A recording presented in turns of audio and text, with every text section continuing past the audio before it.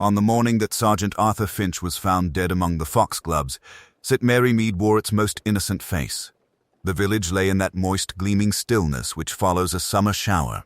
Rainwater still clung to the roses climbing Mrs. Bantry's garden wall, sparrows scolded from dripping hedges, and the church clock, faintly obstinate as always, struck 11 with a wheeze and a clank, as though offended at being required to mark so frivolous an occasion as a garden 50. For it was the day of the vicarage garden party. In parlours and sculleries and front bedrooms, the women of St. Mary Mead tied on aprons for last-minute baking, or shook out best frocks with little snaps of satisfaction. The men, if noticed at all, were told to keep out of the way.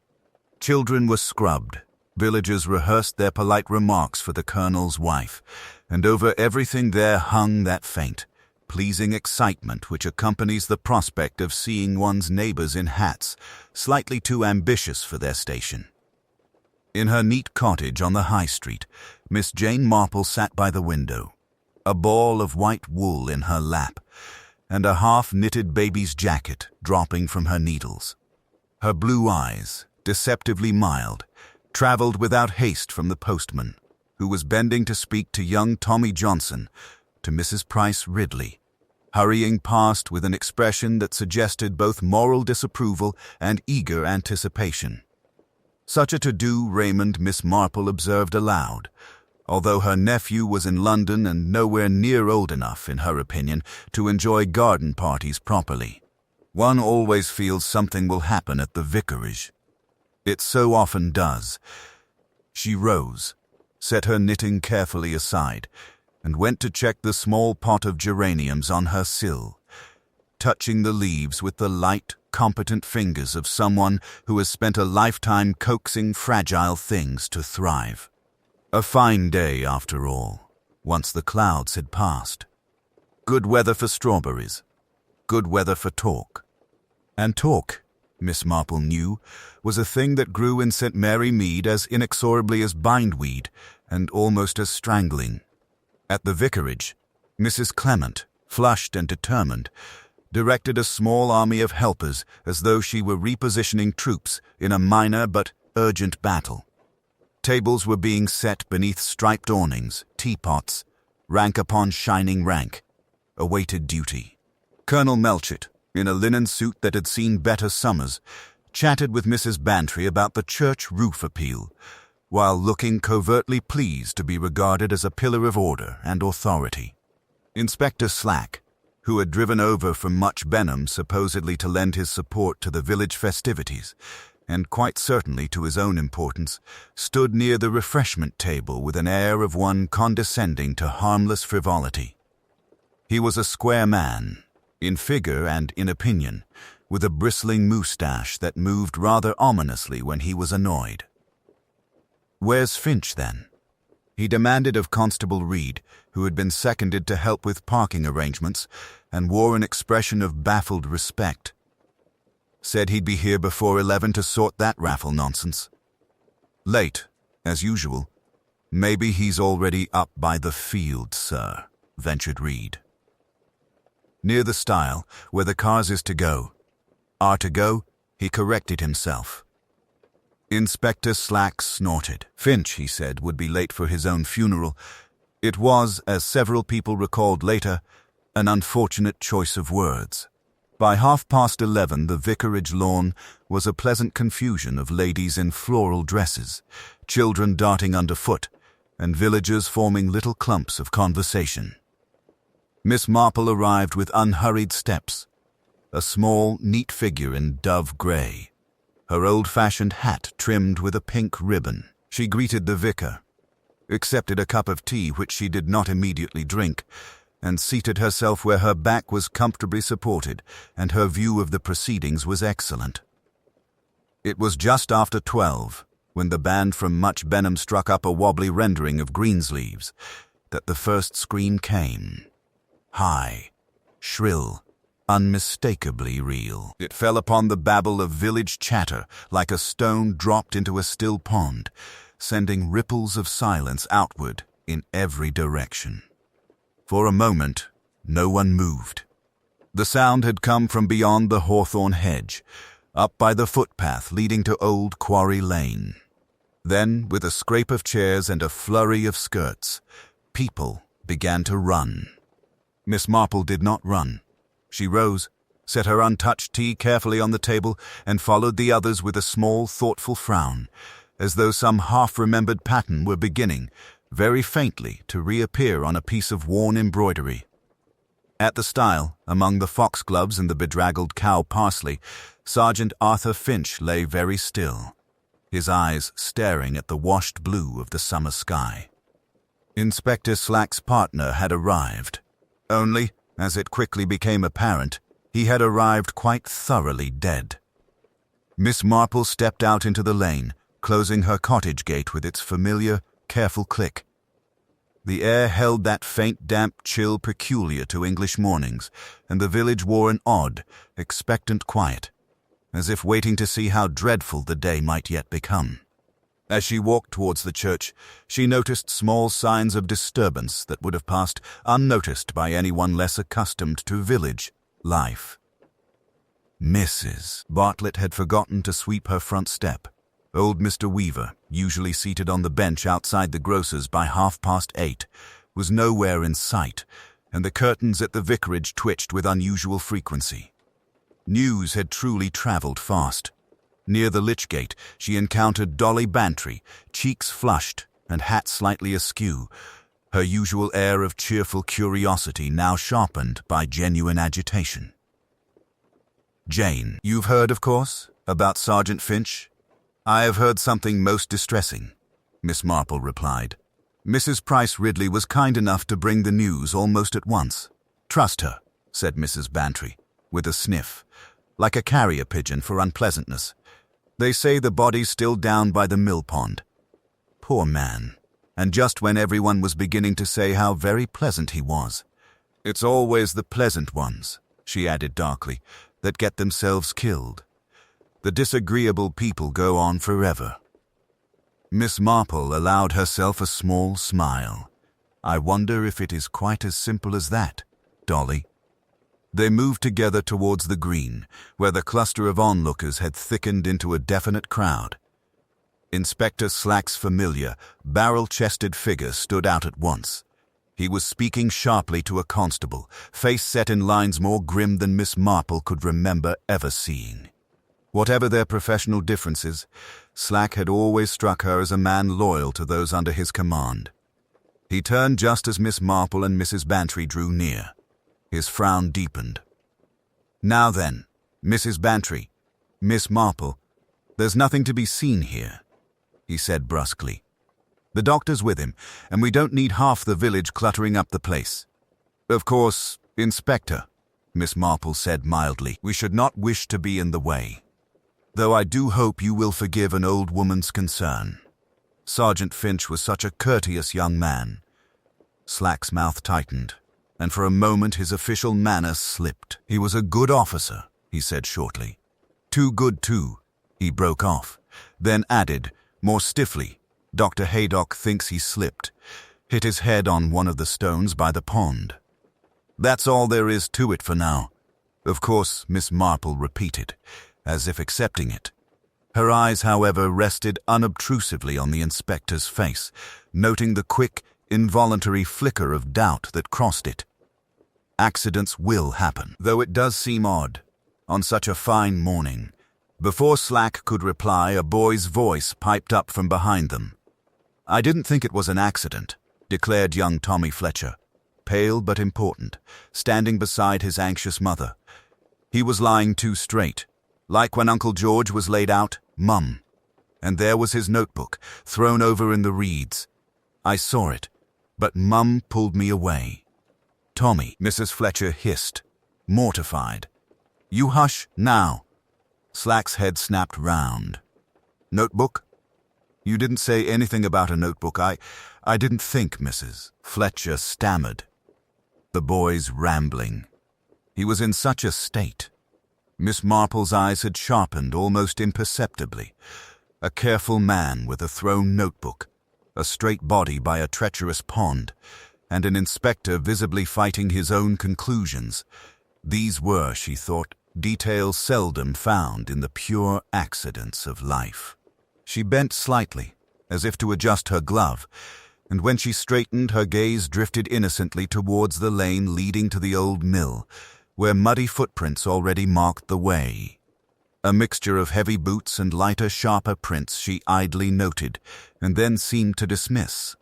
"I wonder," she murmured, almost to herself, whether poor Sergeant Finch had quite finished whatever was troubling him about those old case files. Inspector Slack turned sharply. "Who told you that, Miss Marple?" "Oh," said Miss Marple, with mild surprise. "Why, everyone. Inspector. This is St. Mary Mead, you know." Miss Marple did not, of course, accompany the official party down to the mill pond. That would have been most unsuitable, and besides, Inspector Slack, in his present state of agitation, would not have welcomed her presence. But she did, with the quiet inevitability of long habit, select a route for her morning walk that took her by the stile overlooking the lower path. By the time she reached it, the immediate drama had passed. The ambulance had gone, and only a constable remained, Sergeant Weatherby, a solid young man with a kind heart and a slightly flustered manner when confronted by ladies of Miss Marple's generation. "Good morning, Sergeant Weatherby," she said gently. "I trust I'm not in the way?" He straightened hurriedly. "Not at all, Miss Marple, not at all. Inspector Slack's up at the station now. Just told me to keep folk off the path for the time being. How very sensible.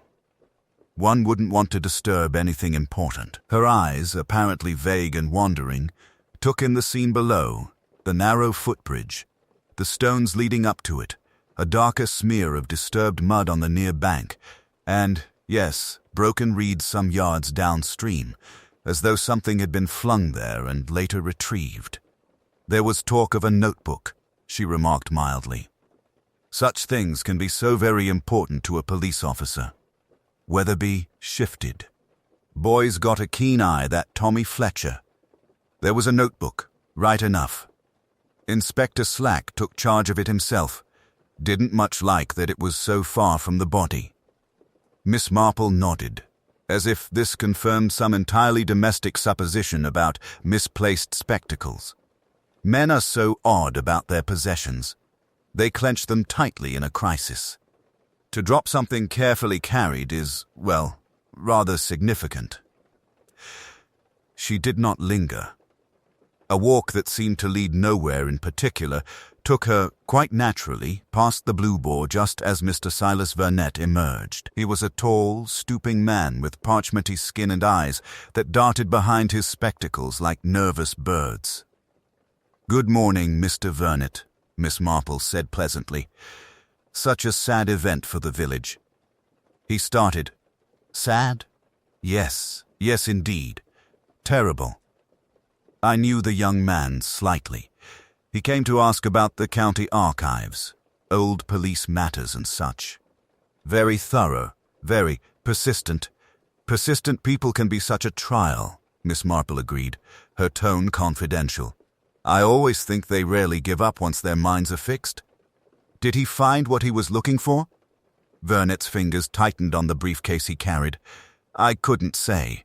Our records are extensive. He had a particular interest in a poisoning case from some years back.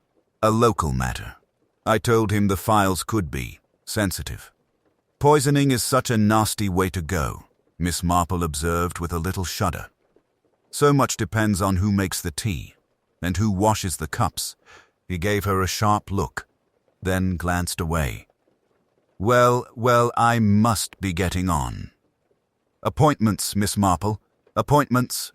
As he walked off, his pace quickened almost comically. Back at her cottage, Miss Marple returned to her knitting without, to the casual eye, any alteration of her routine. Yet her thoughts were busy, ranging over long years of acquaintance with human folly and fear. A careful young man, looking into old poisoning cases, a request for burial records, an archivist who resented persistence, a body too neatly placed, and a notebook flung aside. Later, as the church clock struck 11, she heard brisk footsteps and the familiar, impatient knock at her door. Inspector Slack entered without waiting to be fully invited. His jaw set. "Miss Marple," he said, "I suppose by now you've heard everything there is to be heard." "Well, I'll tell you straight. This is no accident. Someone helped Finch into that water, and he was working on something when he died. Something to do with a case you may remember." He paused, watching her closely. "The Harwood poisoning," he said. 10 years ago. You were here then." Miss Marple's needles clicked once, very softly. "Yes, Inspector," she said. "I remember the Harwood case quite well." As Miss Marple stepped back into the sunshine, she adjusted her hat against the brightness and paused a moment on the threshold of the post office. The village lay before her in all its familiar charm: neat cottages, tidy gardens, the distant sound of a lawnmower somewhere beyond the church. But to her mind it had already altered subtly. An invisible line had been crossed, from normality into the uneasy terrain that follows a death which is not quite fully believed to be accidental. Her path led her, almost unconsciously, toward the mill lane. She did not intend, of course, to intrude upon official police work. Miss Marple never intended anything so forward. She simply found that a gentle stroll often brought one naturally into useful proximity with events. The lane to the mill pond, shaded with overhanging willows, was already cordoned off by a length of white rope, hastily knotted to 2 gateposts. A constable stood nearby, looking both important and uncomfortable. Inspector Slack and Dr. Haydock were a little farther down, where the path narrowed, their voices carrying faintly on the still air. Miss Marple did not attempt to cross the rope, but her mild presence near it did not go unnoticed for long. Inspector Slack, turning, saw her and came up the path with a grunt that combined weariness with exasperation. "I might have known, Miss Marple," he said. "You do have a way of turning up whenever there's trouble." Miss Marple looked suitably apologetic. "I came for a little walk, Inspector. At my age one is urged to keep active. I do hope I'm not in the way?" Slack hesitated, then sighed. For all his habit of dismissing amateur interference, he had not yet forgotten certain past occasions when Miss Marple's observations had proved uncomfortably accurate. "You'll have heard about the accident," he said at last. "I have heard about Sergeant Finch's death," Miss Marple replied gently. "I understand that you were expecting him this morning to discuss some irregularities?" Slack's jaw tightened. He was working through old case files, routine review. He mentioned something about a poisoning 10 years ago. A farm laborer, Ewan Price. Official verdict, accidental ingestion of weed killer. Finch said a couple of details troubled him. Frankly, I told him not to chase ghosts. "How very interesting," Miss Marple murmured. "Poison is such a intimate sort of method. People do not, as a rule, poison strangers." Slack looked at her sharply. "And what makes you think poison was involved this time, Miss Marple?" "Oh, I wasn't suggesting that at all," she said, all innocence. "Only that your sergeant was possibly occupied with a subject that might have made someone quite nervous. People can be so very illogical when old matters are stirred up." Slack studied her for a moment, then gave a short, reluctant nod toward the pond. Found him face down in the shallows. No obvious wounds.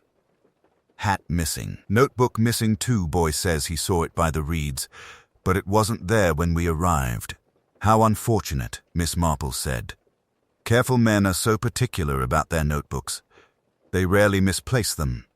Slack's eyes narrowed. "Careful men also don't usually walk into ponds. The path's dry, stones aren't slippery. Dr. Haydock says he doubts it was a fall." "Dear me," Miss Marple said softly. "That does complicate matters." As Slack turned away to bark an order at the constable, Miss Marple's gaze drifted across the placid surface of the pond to the opposite bank, where the path rose toward the old disused mill. A faint movement caught her attention. A curtain in the upper window of the mill cottage twitched and stilled, as though someone inside had been watching and had hurried to withdraw. The mill cottage was presently let to a newcomer, Mrs. Lydia Marsh, a quiet, self-possessed woman in her early 30s who claimed to be a widow and spent much of her time painting watercolors of the countryside. Miss Marple had met her at the church social 3 weeks earlier and had observed, with her usual unobtrusive thoroughness, that Mrs. Marsh listened far more than she spoke and that what she chose not to say was of particular interest. "I think," Miss Marple reflected inwardly as she turned back toward the village, "that certain people have more to fear from old ghosts than others." Inspector Slack called at the cottage that afternoon, an occurrence unusual enough in itself to make Miss Marple lay aside her knitting with a slightly raised eyebrow. He was shown into the little sitting room, where the chintz curtains and the delicate china on the mantelpiece seemed incongruously at odds with his heavy boots and worried expression. "I won't trouble you long, Miss Marple," he began, though his tone suggested the opposite. "I just thought, well, given you knew Sergeant Finch in your way, and given your knack for noticing things, one likes to be of use," Miss Marple said mildly. "Do sit down, Inspector. I have just made some fresh tea." The tea, once poured, appeared to restore some measure of calm to Slack, who accepted his cup with more gratitude than was strictly proper for a man convinced of his own professional sufficiency. He stared into the amber liquid for a moment before speaking. "Dr. Haydock's report came in," he said abruptly. "Finch didn't slip and hit his head on the stones. Blow to the back of the skull, yes, but not from falling. Too clean. Too deliberate. Someone struck him from behind with something heavy and smooth. Stone, perhaps, or a length of pipe." Miss Marple nodded, as though this confirmed something she had already suspected. "And his notebook, Inspector?" "Young Tommy mentioned it being in the reeds." "Gone," Slack said grimly. "And the hat. We found his torch in the bushes, turned off. He always carried it, even in daylight. Said he liked to be prepared." "A very sensible young man," Miss Marple murmured. "People who are prepared do not generally take foolish risks." Slack shifted in his chair. "You heard about those old case files he was looking at. Half the village has, by now. Dr. Haydock let slip something about it at the surgery, and Mrs. Price Ridley was in the waiting room. You can guess the rest." "One so often can," Miss Marple agreed pleasantly. "He was going through an old poisoning case," Slack continued. 10 years back. Village of Marchbolt, just beyond Brenton. Fellow named Leonard Price died. Verdict of accidental contamination. Arsenic from his gardening compounds. Finch had some notion it wasn't an accident after all. Got hold of the original exhibits, soil samples, preserved material, sent a fresh lot off to some laboratory in London to be retested. Marchmont Laboratory Services. Miss Marple's eyes rested briefly on the silver teapot. "How very interesting." "Interesting enough for someone to kill him, perhaps," Slack went on heavily. "There were complaints at the time. The man's sister swore blind he was murdered, claimed the police covered it up. Old Superintendent Vernet signed off the case." He paused. "And his son Silas Vernet lives here now. You may have seen him about. I have always thought Mr. Vernet a very painstaking gentleman," Miss Marple said. "Archivists so often are. They like records to be orderly." Slack frowned. "Finch had been to see Vernet last week. Officially, we were just checking storage procedures for closed files. But afterwards, Finch told me he thought Vernet knew more about that Price case than he was saying. 'There's something off there, sir,' he said. 'It smells wrong.' Those were his exact words." Miss Marple looked down at her knitting, fingers moving automatically. "Such a pity, Inspector. that the young so often underestimate how very dangerous a bad smell can be when it is moral rather than physical. Whodunit's an obvious suspect, Slack said frankly. He had a connection with the old case, and if Finch was about to show it up as a botch, that would be motive enough. And then there's the business with the laboratory, Finch's package and Whodunit's telegram. Both to the same address, same day. Doesn't look pretty. Obvious suspects, Miss Marple said gently, are sometimes chosen because they are so very convenient, like the village poacher when a henhouse is raided, or the flighty maid when jewelry goes missing. It may be true, of course, but it is just as often useful. Slack gave her a resigned look. You'll tell me, Miss Marple, if you notice anything at all, but of course, Inspector, she replied. I am an old woman. Old women do very little but sit and look. And one sees a great deal, looking. When he had gone, Miss Marple sat very still, the room quiet save for the ticking of the Mantell clock. A retired superintendent's son, an old poisoning, a laboratory in London, and a young man who didn't like the smell of something. She had known, in St. Mary Mead, more than one tidy mind that would go to dangerous lengths to keep untidy truths from emerging. News of Mr. Whodunit's arrest passed through St. Mary Mead with a speed that would have astonished the engineers of the modern telephone exchange. By the time the church clock struck 5, every teacup in the village trembled with the excitement of it. At the Blue Boar, Mr. Potts, the landlord, declared that he'd always said there was something shifty about that one, while at the Haberdashers, Miss Hartnell opined that archivists were exactly the sort who would poison a wife, too much time alone with old papers. Only the vicar, when he called at Miss Marple's cottage that early evening, seemed genuinely troubled by the turn of events. He sat on the edge of the chintz-covered chair, his hands loosely clasped, gazing into Miss Marple's fire with unseeing eyes. I cannot reconcile it, Miss Marple, he confessed. Mr. Whodunit has been our church's unofficial historian for years. A rather dry man, fond of rules and references, but not cruel, not vicious. Miss Marple watched him with kindly attention, her needles moving rhythmically. Devotion to rules can sometimes conceal darker impulses, she observed mildly. Yet I confess, the manner of this evidence does seem theatrical. The vicar's brow creased. Doc telephoned me after the post-mortem, he said slowly. He mentioned you might be interested. Sergeant Finch didn't drown, of course, we know that. But there was something else, traces of a sedative in his bloodstream. Chloral hydrate, in small quantity. Enough to make a man drowsy, steady his nerves, perhaps? Miss Marple asked. Exactly. Not enough to render him unconscious. Haydock thought he might have taken it voluntarily, something to help him sleep, perhaps. But Finch was not a man given to that sort of thing, from what Inspector Slack tells me. Miss Marple's eyes grew distant. Such preparations are usually kept in medicine cupboards, she said, or in surgeries, or dispensaries. Places where one might have access if one were accustomed to doing so. The vicar hesitated. Inspector Slack is convinced Whodunit did it. He says the man admitted meeting Finch last evening, near the churchyard. Did he indeed? Miss Marple's tone was very mild. How remarkably frank. And did Mr. Whodunit say what the meeting concerned? According to Slack, Finch wanted to consult him about the Ashford case. Whodunit apparently handled the probate papers when Margaret Ashford died. He claims they only spoke briefly, and that he went straight home afterwards. Alone, Miss Marple murmured.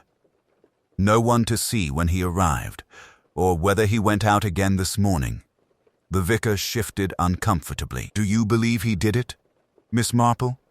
She paused, her needles stilling in mid-air. I have often observed, she said gently, that when a crime is committed, there is nearly always someone who benefits. Someone who fears discovery, and someone who behaves in quite the wrong way about it. At present, I see clearly the one who benefits if the Ashford case remains undisturbed. I see also one who behaves very oddly, but they do not, I think, happen to be the same person. Later that evening, Miss Marple took her customary slow walk toward the church. The air was cool, with that faint dampness that clings to old stone and yew trees. As she approached the lich gate, she saw Dr. Haydock locking his car. "You've heard about Whodunit, of course," he said gruffly. "Slack's very pleased with himself. Too pleased, if you ask me." "Mr. Whodunit's walking stick," Miss Marple said thoughtfully. "Such a heavy silver top, I recall. Heavy enough to kill a man, certainly," Haydock replied. "But I'll tell you something interesting, Jane. Whodunit's right hand shows advanced arthritis, stiffness in the fingers, reduced grip. Man's complained to me for years about it. Swinging that stick with enough force, at the correct angle, would be problematic. Not impossible, but distinctly uncomfortable." Miss Marple looked up at the darkened church windows. And yet the blow was clean. Was it not? Expertly placed. As if delivered by someone used to physical exertion. Haydock agreed. Someone strong, steady, and, I'd say, not too old. Miss Marple thanked him and walked slowly home, her mind running over a familiar catalogue of village types: the muscular young farmer, the ex-military innkeeper, the athletic verger, the efficient housekeeper. In her sitting room once more, she opened a small drawer and took out a faded newspaper cutting she had once kept, as she did so many things, an account of the Ashford poisoning 10 years before. Her gaze lingered on a familiar name in the article, not Whodunit's but another, mentioned almost in passing. She smiled faintly, as though something had just fallen neatly into place, and reached for her telephone. "I think," she murmured, as she waited for the exchange to connect her, "that it is quite time I had a proper talk with Mrs. Finch." Miss Marple set out promptly the next morning, choosing the longer route that brought her down past the mill pond and along the narrow lane leading to the mill cottage. The June sun filtered through the leaves in dappled patterns, deceptively peaceful upon the very path where Sergeant Finch had met his end.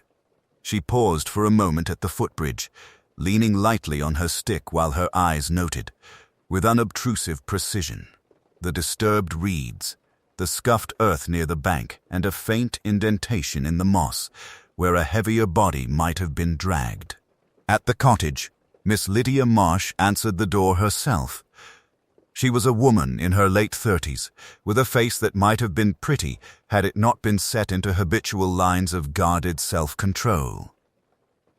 Her light hair was scraped back into a severe knot, and her hands, Miss Marple observed, were strong and capable, the hands of someone accustomed to physical work rather than idle leisure. "Miss Marple," she said, visibly surprised, "I'm afraid I wasn't expecting visitors." "Nor should you be, my dear," Miss Marple replied gently, "but I happened to be walking this way, and thought I might inquire whether you had been disturbed by all the unpleasantness near your home yesterday. One forgets how distressing it can be to live so close to tragedy." Lydia hesitated, then stepped back. "You may come in, if you like. I can offer you tea, though I can't promise much in the way of conversation. I am not particularly sociable." The interior of the cottage was simple but meticulously ordered. A table by the window held several open books and a neat sheaf of handwritten notes. Miss Marple's gaze, apparently vague, took in the titles without appearing to do so: Toxic Flora of the English Countryside, Herbal Remedies and Historical Poisons, and Arsenic, From Medicine to Murder. "You have a great interest in plants, Miss Marsh," Miss Marple observed mildly, accepting the proffered teacup. "I have always thought the study of nature can be so very instructive." Lydia's jaw tightened almost imperceptibly. "I enjoy botany. There is nothing unlawful in that, Miss Marple." "Oh, certainly not. I had a dear friend once, Miss Weatherby, who knew every hedgerow plant by both its common and Latin names. Very useful, she found it. particularly when she discovered that her late uncle's gardener had mistaken foxglove for borage. Lydia sank into the chair opposite her, fingers wrapped tightly around her own cup. "You didn't come here to talk about foxglove." "No, my dear," Miss Marple said gently.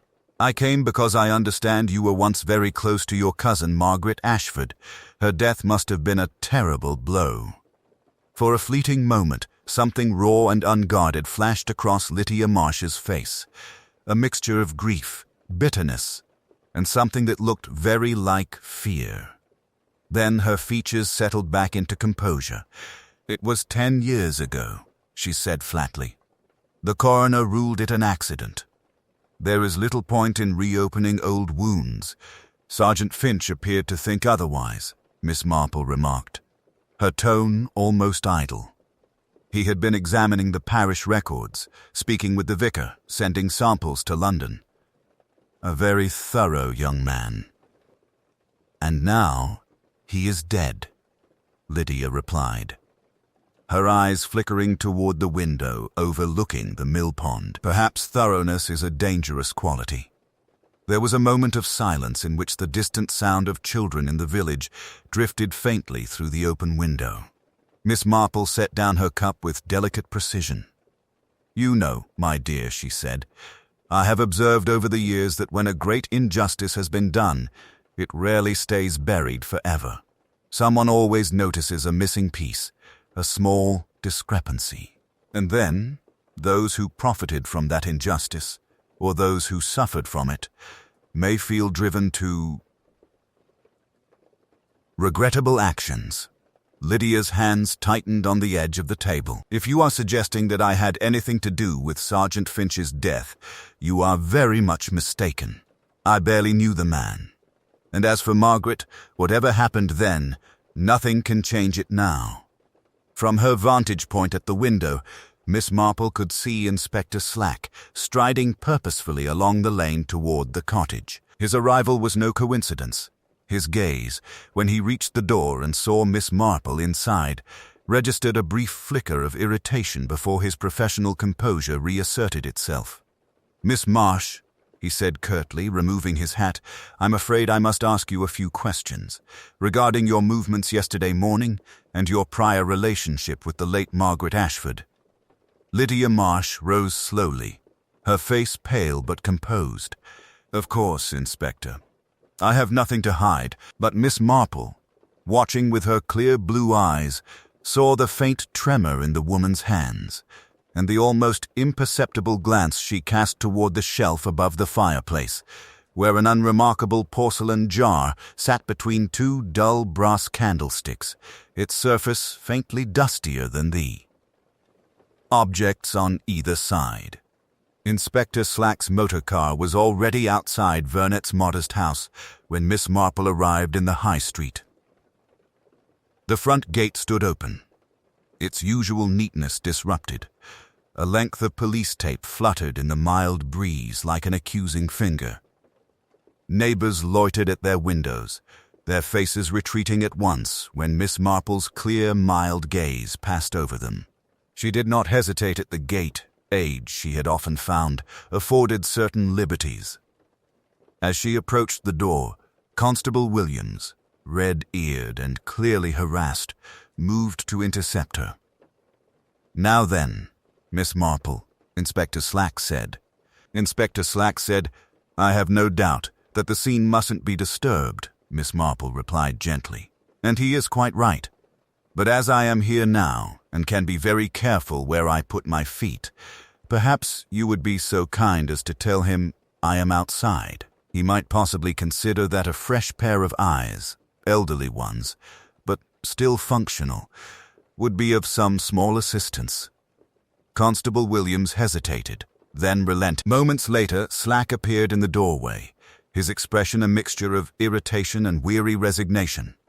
"This is becoming a habit, Miss Marple," he said, stepping aside nonetheless. "Very well.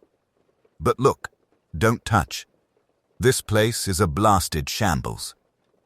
The sitting room, usually a quiet refuge of books and papers, had been overturned with a violence that seemed at odds with Vernet's own nature. Drawers were pulled out and emptied, cushions slit open, the faded rug rolled back to expose bare floorboards beneath. Soot lay scattered near the fireplace, where the grate bore clear signs of recent, vigorous disturbance. Valuables untouched, Slack grunted. Watch left on the bedside table, cash still in the desk. Whoever did this wasn't after money. No, Miss Marple agreed softly, her eyes traveling over the chaos with bird-like quickness. They were searching for something very specific, something they believed Mr. Whodunit possessed and might have hidden carefully. Finch's notes, Slack said grimly, or the original Ashford papers. The evidence, in other words, that could prove murder. Someone's desperate enough to break into a sealed house for it. Miss Marple moved closer to the fireplace, careful to keep to the edges of the room. Her gaze fell on a small, telltale detail near the hearth, a faint smear of pale clay on the black iron fender, quite distinct from the soot. A similar smear marked the edge of the rolled-back rug, clay of the same light, silty color as that found on the mill path, not the darker soil of Whodunit's tiny back garden. "Have you had many visitors tramping through here, Inspector?" she asked mildly. "Anyone from outside the village, perhaps? The type of heavy-footed man who might leave such distinctive traces?" Slack followed her gaze, frowning.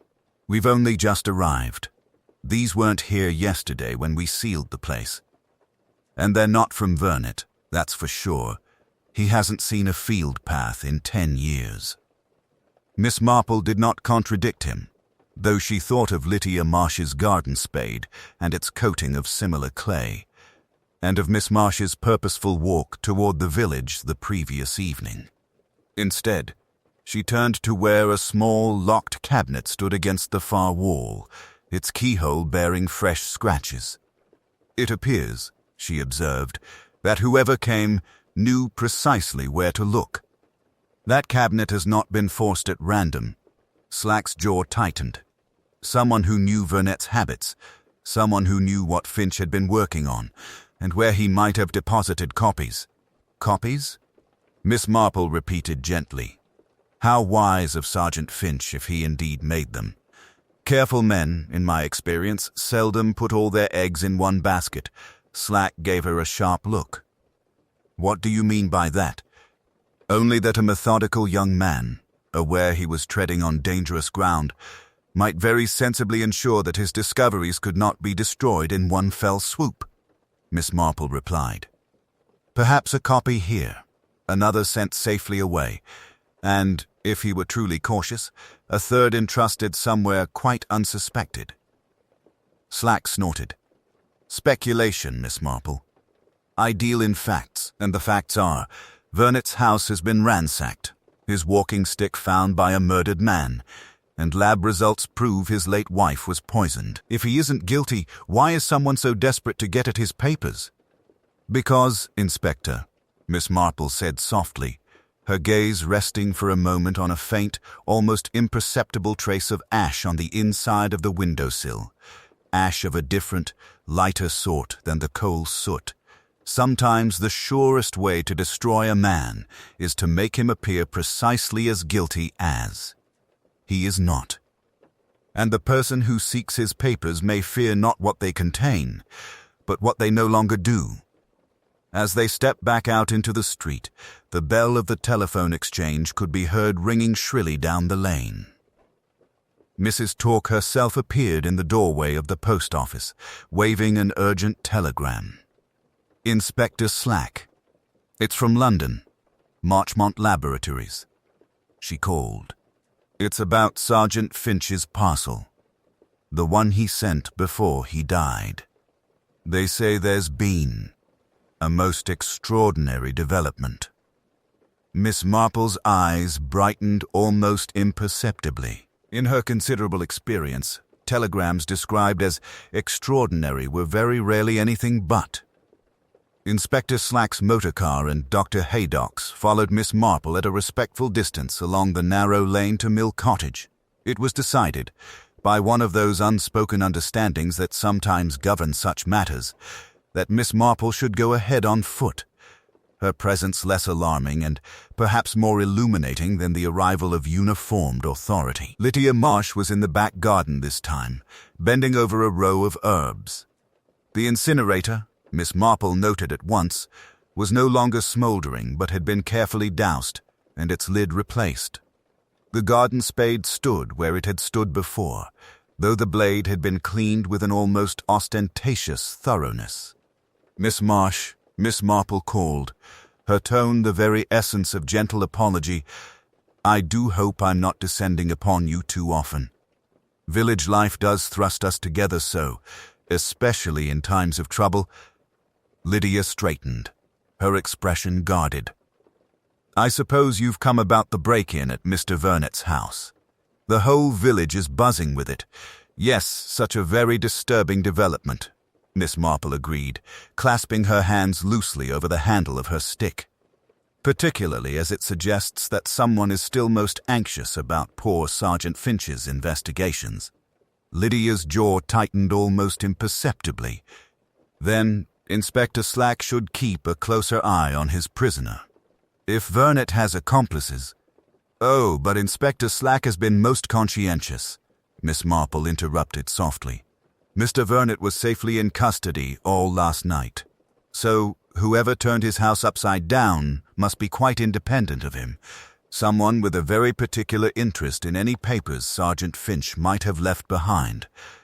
Before Lydia could reply, the sound of a motor car drew nearer. Inspector Slack and Dr. Haydock came through the garden gate, Constable Williams following. Lydia's eyes flashed briefly toward the incinerator, before she schooled her features into composure. "Miss Marsh," Slack began, "we'll need to ask you a few more questions. And we'll be having a look at that incinerator of yours." "On what grounds?" Lydia demanded, color rising in her cheeks. "On the grounds," Slack said bluntly, "that your cousin's death has now been officially reclassified as murder, that you had a strong financial motive at the time, and that you live within sight of where Sergeant Finch was killed. Also on the grounds that women's footprints matching your shoe size were found outside Mr. Whodunit's house last night." Silence fell, sharp and brittle. Lydia's gaze flicked, just once, toward Miss Marple, as though seeking something there and finding only mild concern and patient curiosity. "I have nothing to hide," Lydia said at last. "You may examine whatever you like." Constable Williams moved toward the incinerator, but Miss Marple's soft voice forestalled him. "Before you open it, Constable, perhaps Miss Marsh might reassure us on one small point. It is such a trifling matter, really, but trifles can be so revealing." Lydia's lips thinned. "What matter?" "Merely this," Miss Marple said, her tone almost apologetic. "When Sergeant Finch visited you 2 days ago, did he happen to mention what had become of Margaret's money? The portion not left to you, I mean. It does puzzle one so. Large sums have a way of leaving traces, comfortable houses, investment accounts, that sort of thing. And yet you live here alone, so very modestly. One would almost say, sacrificially." Lydia's shoulders stiffened. "Margaret's money went to Whodunit, of course. All of it. He squandered it on his books and his precious manuscripts." "Oh, but that is the curious thing," Miss Marple continued, her eyes very blue and very calm. "Mr. Whodunit's accounts, which Sergeant Finch examined, show a quite modest income over the years. No large deposits, no sudden improvements. And poor Margaret's aunt kept her funds in a very old-fashioned way. Local bank, long-standing solicitor. People in villages do talk, you know. Not maliciously, but accurately." Inspector Slack was watching Lydia now with renewed interest. Dr. Haydock, too, had grown very still. I believe, Miss Marple went on gently, that Sergeant Finch discovered your cousin never truly changed her will, or if she did, she changed it back again. Perhaps after some unfortunate quarrel. A second alteration that you did not witness. It would explain so much, would it not? Including why the real beneficiary of that inheritance has taken such pains for the last 10 years to appear quite ordinary. Lydia's breath came more quickly now, though she said nothing. And when Sergeant Finch realized that the first will, your will, was the one that truly stood in law, Miss Marple finished softly. It must have been the most alarming moment of your life, my dear, because it would show that someone close to Margaret had reason to remove her before she could make yet another alteration. Someone who then quietly took possession of the money, perhaps under another name, another account, while living here without any outward sign. Inspector Slack took a step toward Lydia. Is that what Finch confronted you with at his last visit, Miss Marsh? Did he tell you he'd found proof the second will was never properly lodged? Lydia's hands, Miss Marple noticed, were no longer quite steady. They flexed against the heavy pruning gloves she had not yet removed. I think, Miss Marple said very quietly, that it would be much better, for everyone, if you did not attempt to improvise now. You see, improvisation is so rarely successful once the main threads of a story have already been woven. Constable Williams's hand rested meaningfully on the lid of the incinerator. For the first time, genuine fear showed in Lydia's eyes. It was the vicar who offered his drawing room for the gathering that evening, explaining with quiet practicality that it was both neutral ground and sufficiently large to accommodate everyone concerned. The curtains were half drawn against the fading light, the oil lamp casting a mellow glow over faces tense with apprehension and curiosity. Inspector Slack stood by the mantelpiece, arms folded. Silas Whodunit, newly released from his cell, sat hunched in a chair near the fire, his long fingers twisting nervously together. Lydia Marsh occupied a straight-backed chair by the window, her face pale but resolute. Dr. Haydock leaned with studied nonchalance against the bookcase, his medical bag at his feet. Miss Marple took her usual unobtrusive place near the side table, her knitting resting in her lap. Miss Marple asked for this meeting. Inspector Slack began brusquely. She believes she can explain the connection between Margaret Ashford's death and Sergeant Finch's murder. I'm prepared to listen. Miss Marple inclined her head. It is always so very difficult, she said gently, when the truth runs contrary to what we have long believed. But I am afraid that in this matter we have all been guilty of making assumptions. Quite natural ones, of course. Her eyes moved almost apologetically to Silas Whodunit. We assumed, for instance, that because you inherited Margaret's fortune, Mr. Whodunit, you must have killed her for it. Yet in 10 years your circumstances have not altered. No sudden comforts, no extravagances. You live as one who has never seen a penny of that money. Whodunit swallowed. Because I haven't, he said hoarsely. Margaret's estate was placed in trust. I was told there were legal complications, tax assessments, outstanding medical bills.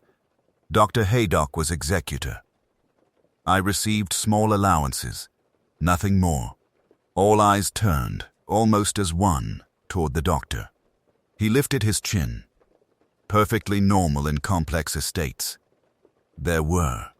No such complications, Miss Marple interrupted, her voice still mild. I took the liberty of speaking with Mr. Clegg, the solicitor. The estate was quite straightforward. But for 10 years the capital remained under the control of the executor, to be invested prudently on the beneficiary's behalf. Inspector Slack's gaze sharpened. Invested where, Doctor? In various concerns, Haydock said shortly. My private affairs are hardly private, Miss Marple finished gently. When a woman has died to make them possible. There was a small, almost imperceptible pause before she continued. Margaret Ashford entrusted her health to you, Doctor, as so many in this village have done. When she fell ill with mysterious symptoms, you misdiagnosed her. That can happen to the best of physicians. But when she died, and it became apparent that arsenic was involved, you faced ruin. Professional and social. An inquest, a proper toxicological examination, and it would have been clear that the pattern of dosage did not match accidental contamination at all. Haydock's lips thinned. You know a great deal for someone with no medical training. Oh, but I have observed so many doctors, Miss Marple replied, and so many mistakes. You saw a way out, did you not? A forged will, witnessed by yourself and bearing a signature Lydia Marsh never wrote, placed the inheritance under the control of someone who would not ask awkward questions. A convenient explanation, arsenic in the wallpaper, and a death certificate to match. No inquest, no scandal, and 10 years in which to recover from your ill-advised investments. Lydia Marsh leaned forward. Margaret told me she suspected her medicine was making her worse, she said suddenly. She meant to change doctors. 2 days later, she was dead. Inspector Slack drew a sharp breath, but Miss Marple was watching only Dr. Haydock. You made one serious miscalculation, she went on. Sergeant Finch. A methodical young man, he began reading old files. He sent samples to London, samples you believed you could explain away as contamination. But he also examined the will, the estate papers, and the so-called stolen prescriptions. She nodded toward the fragments recovered from the incinerator. Those forms were never stolen by a drug seeker. They were retained by you, Doctor, to authorize arsenic purchases without attracting notice. When Finch compared dates and doses, he saw what had happened. Haydock's hand twitched toward his bag, then froze. You met him at the mill path, Miss Marple said softly. He was punctual. You were early. A strong man, accustomed to tennis and golf, striking once from above. You took his notebook and hat, intending to destroy them later. The walking stick you planted, once it suited you to sacrifice Mr. Whodunit. Inspector Slack's voice broke in, roughened. And Sergeant Finch? Did he have time to tell you he'd sent a second package to London? A duplicate set of samples? It was a bluff. Miss Marple knew it. Inspector Slack knew it. The only person who did not know it was Dr. Haydock. Impossible. Haydock snapped. He only sent one. The room went very still. Slack straightened slowly. I didn't say how many were sent, Doctor. Haydock's shoulders sagged, the professional mask finally crumbling. He was going to ruin everything, he said dully. My practice, my life's work. For one unfortunate case 10 years ago. For murder. Miss Marple corrected gently. Inspector Slack stepped forward with the formality of duty. Dr. Edward Haydock, I am arresting you for the murders of Margaret Ashford and Detective Sergeant Arthur Finch. Later, as the villagers whispered and the vicar stared unhappily into the empty fireplace, Miss Marple walked home beneath a sky touched with late evening gold. The village would settle again, she knew, as villages always did. Yet beneath the quiet routines of tea and church and garden parties, the memory of what had happened would linger, a reminder that evil could wear the most respectable of faces. In her sitting room, she picked up her knitting where she had left it, her fingers moving with automatic precision. Human nature, she reflected, was much like a pattern, the same mistakes, the same vanities and fears, repeated in different colors and stitches. One had only to look closely enough to see where the thread had been pulled too tight, or where something ugly had been carefully, deliberately, hidden from view. The days that followed Dr. Haydock's arrest passed in a strange, muffled fashion.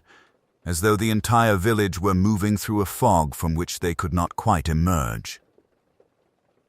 St. Mary Mead, which had so often prided itself on the decency and reliability of its professional men, found it difficult to accept that their trusted doctor, who had delivered so many of them into the world and seen so many respectfully out of it, had himself been responsible for 2 deaths.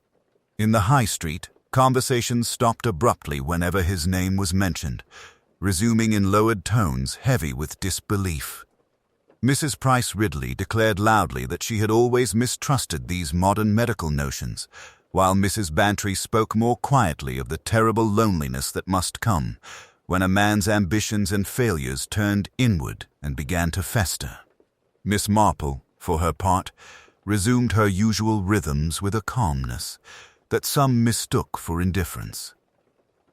She rose at her customary hour, tended her roses, and sat by her front window with her knitting, seemingly as absorbed in her primrose wool as ever. Yet Inspector Slack, who had come to know her patterns a little better, was not deceived.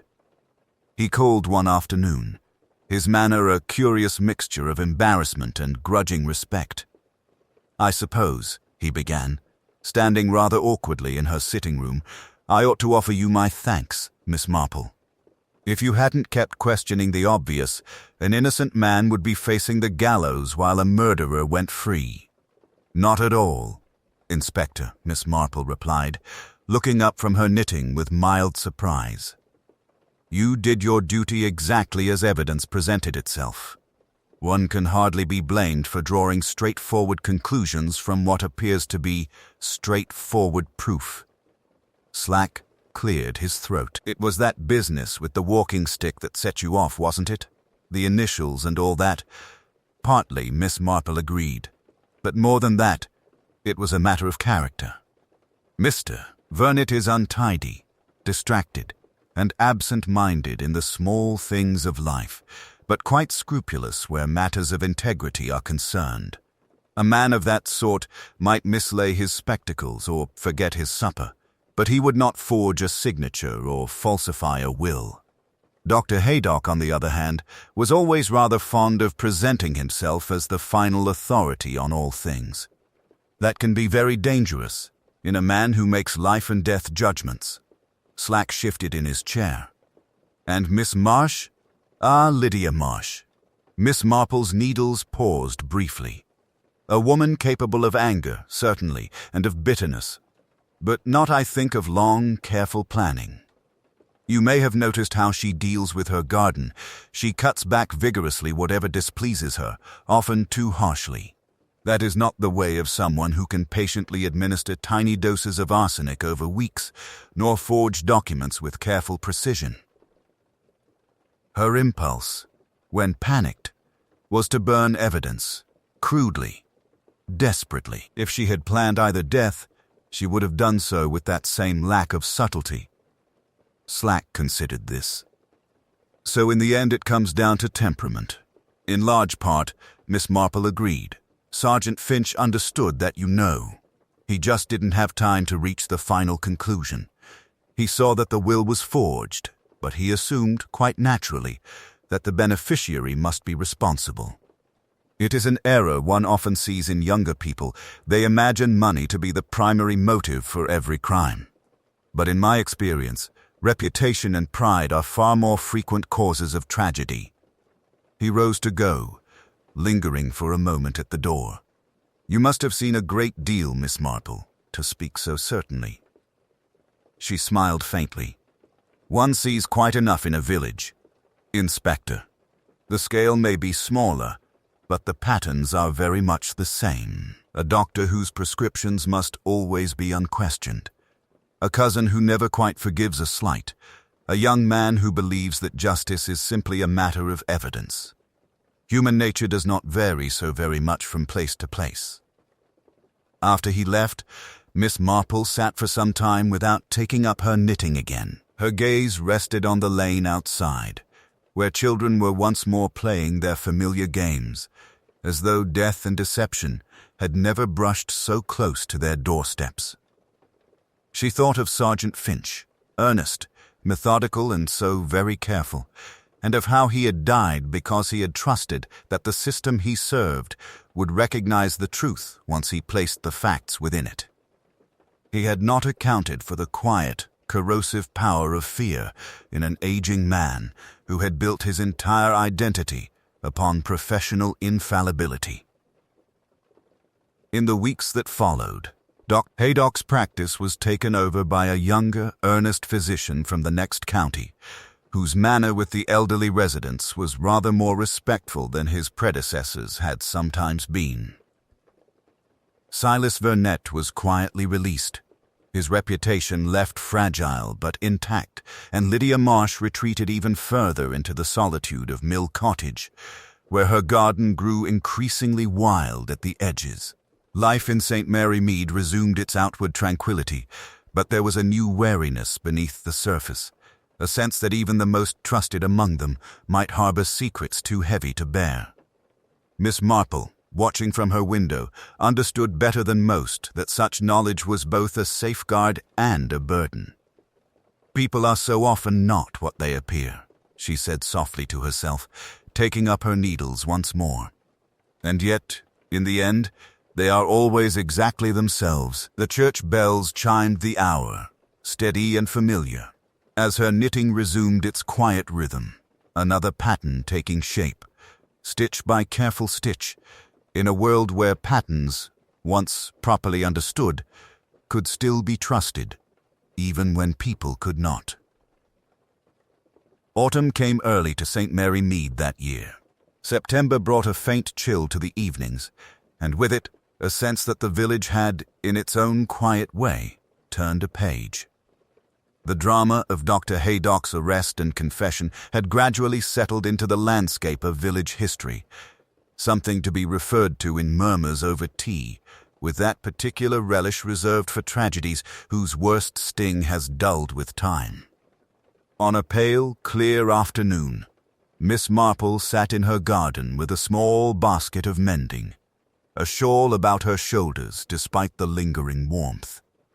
The roses were giving a last brave show of color before autumn took them, and the sound of children playing drifted faintly from the green. Life, as it inevitably does, had reasserted itself. Inspector Slack arrived at the front gate with an awkwardness that did not escape Miss Marple's notice. He removed his hat in a manner almost shy, as if conscious of entering a place where his official status held rather less sway than usual. "Good afternoon, Miss Marple. Hope I'm not intruding." "Not at all, Inspector," she replied, with her characteristic gentleness. "Won't you sit down? I have just made some fresh tea. One must fortify oneself properly before facing the rigors of village gossip." He accepted the offered chair and cup, glancing around the tranquil garden with an expression that held more than a trace of ruefulness. "They're still talking about it, you know. Haydock, Whodunit, Finch. It would be most surprising if they were not," Miss Marple said mildly. "One cannot rearrange people's ideas of who is good and who is bad without causing quite a few conversational ripples." Slack hesitated, then cleared his throat. "About that day at the vicarage. There's something I've been meaning to say." He stared down into his teacup. "I was wrong. About Whodunit. About Marsh. About a good many things. And you saw straight through it from the beginning." Miss Marple's blue eyes softened. "You were not wrong, Inspector. Not entirely. You followed the evidence as it was presented to you. The difference is that I have spent many years observing how evidence is often arranged. And by whom?" He looked up, meeting her gaze. "What finally decided it for you? About Haydock, I mean. Was it only the wallpaper and the arthritis?" "Oh, not only those," she replied thoughtfully. "It was the little things, really. How very anxious he was to insist on Whodunit's physical incapacity for violence.